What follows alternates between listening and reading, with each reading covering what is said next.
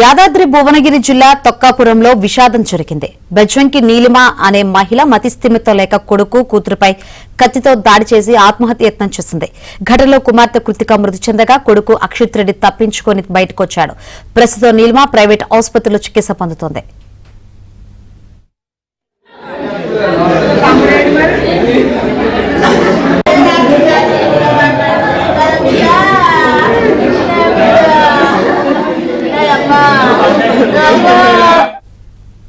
విషాద ఘటనకు సంబంధించి మరిన్ని వివరాలు అందించేందుకు మా ప్రతినిధి రవి సిద్ధంగా ఉన్నారు. రవి, భువనగిరి మండలం తొక్కాపురంలో విషాదకరమైనటువంటి సంఘటన చోటు చేసుకుంది. తెల్లవారుజామున ఇంట్లో ఉన్నటువంటి కుటుంబ సభ్యులు లేచేసరికి చేసేటువంటి వార్త అయితే పరిస్థితి ఉంది.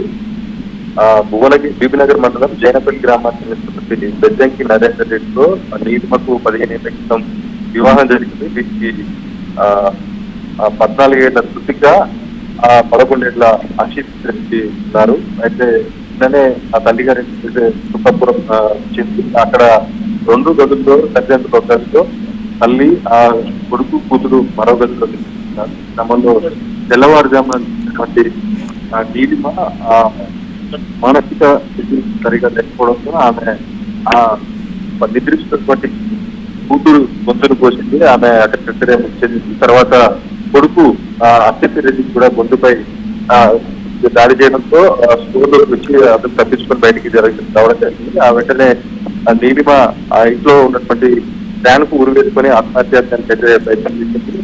పక్కనే ఉన్నటువంటి తల్లిదండ్రులు లేవడంతో అతను ఆసుపత్రికి తరలించారు. ప్రస్తుతం అయితే ఆమె పరిస్థితి మెరుగ్గానే ఉంది, కొడుకు పరిస్థితి కూడా మెరుగ్గానే ఉంది. కూతురు మాత్రం కొద్దిగా గొంతుపై కత్తితో దాడి పోయడంతో అక్కడికక్కడే మృతి. కొన్నేళ్లుగా నీలిమ మానసిక సరిగా లేకపోవడంతో కొద్ది రోజులు ఇబ్బంది పడుతున్నట్టయితే మనకు సమాచారం ఉంటుంది. మొత్తంగా ఈ హృదయ విదారక సంఘటన చూసిన పలువురు కూడా అతడి పెడుతున్నటువంటి పరిస్థితి ఉంది.